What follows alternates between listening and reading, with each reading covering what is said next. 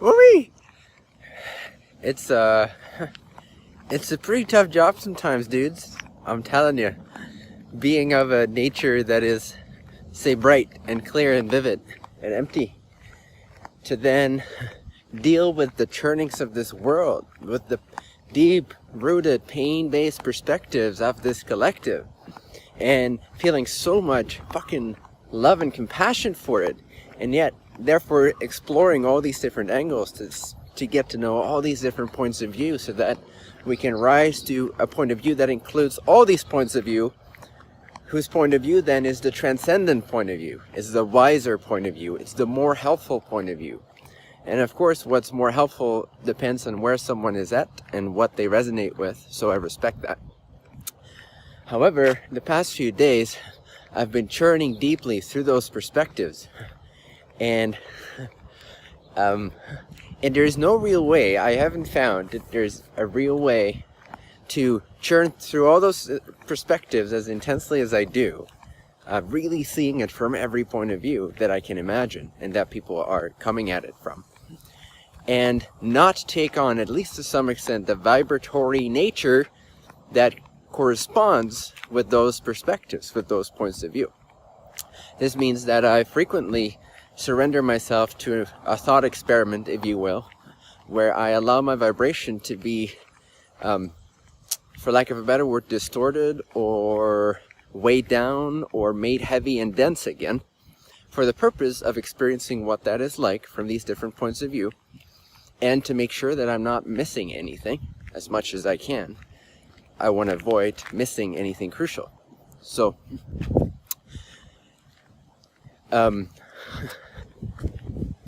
what happens is, your whole vibratory state of being is like lowered, and it's like altered, and it's like, and then I'm experiencing this state of being veiled, and this state of just denseness, just fucking denseness, man. Heavy, fucking trudging, quicksand kind of stuff. And then I realized, not that that's a new realization, but you experience over and over again, every time you do an experiment like this, as a shepherd, as a consciousness that wants to make a difference, then you will experience or realize there's people that live this way every day. No wonder that they give me, for example, but anything out there that represents greater lightness and quicker approaches to freedom, no wonder they give so much resistance to that. Because if this is all you know, Jesus Christ, I really feel for the people of this planet. And then of course this is taken to be belittling by those that are in those bubbles, but we can't just lower ourselves to those bubbles in order to be worthy of having a dialogue with these people or being received by these entities. So the balance, I think, is to share what we know can help them with as little hubris in our system, in our vision as possible, understanding that they also have their wisdom, they also have their points of views, they are at where they're at, but still knowing that there is a better fucking approach.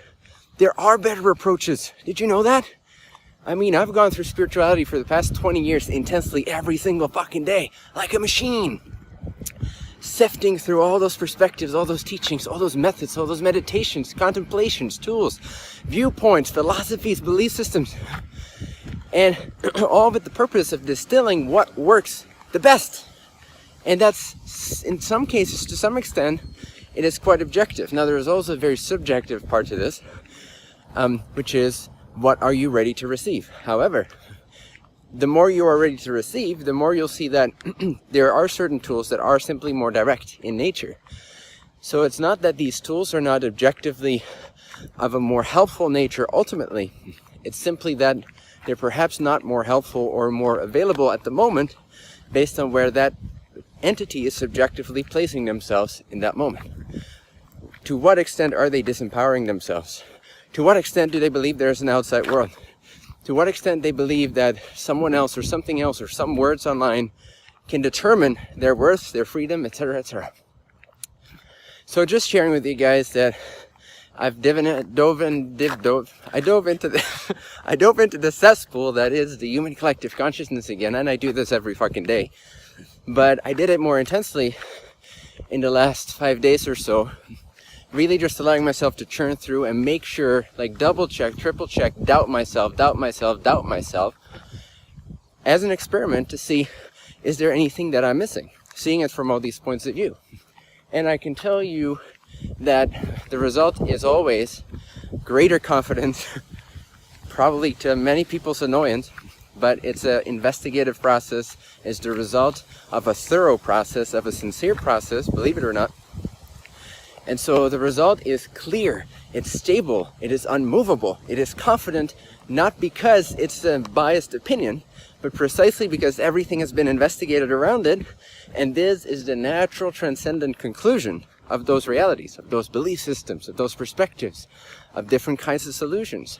So I'm not saying that what I'm saying is always the best thing for everyone, but I'm saying it's very powerful, and it's up there in terms of the most direct paths, the most direct teachings, the most direct solutions for those that are ready for it and willing to embody these principles and surrender some of their pain points at their own liberation, for their own liberation. So anyway, just again sharing that deep diving, because I'm sure some of you guys do this, whether consciously or unconsciously.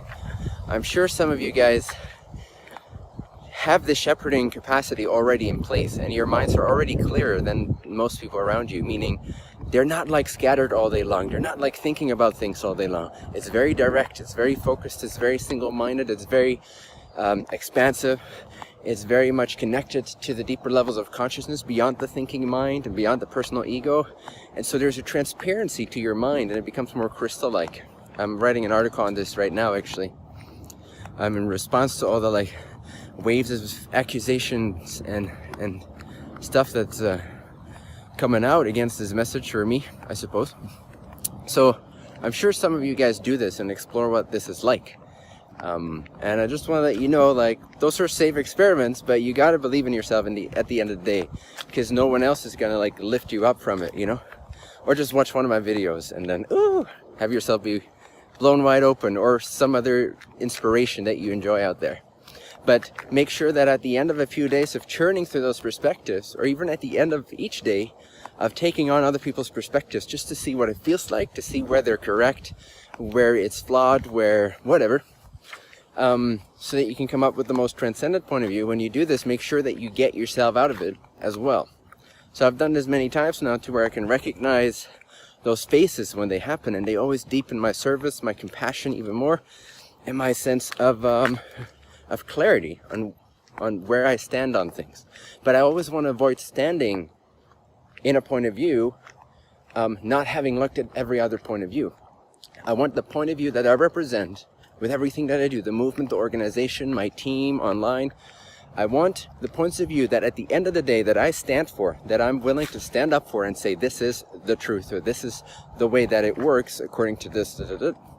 In order for me to do that with confidence and move forward and to create a powerful, continue to create powerful ripples in the collective that generate greater awakening, I need to know for myself that I can stand on that without lacking integrity, without just coming at it from a biased point of view, without just coming at it from a partial point of view, like so many people are doing. It's this disease, it's this virus in humanity that we can't really open up to other perspectives. We can't really open up to the transcendent perspective either, because we're so biased and partial and afraid and scared and hurt in our little point of view. So we create this whole world, we create this whole paradigm of being right and righteous, and it's posting itself usually as empowerment or like standing up for ourselves. But man, this is warfare. This is what we've been doing for millennia. And even light workers are doing it all over the place, you know? And, oh well, fuck it. I love you all. And to each their own. Take what resonates, leave what does not.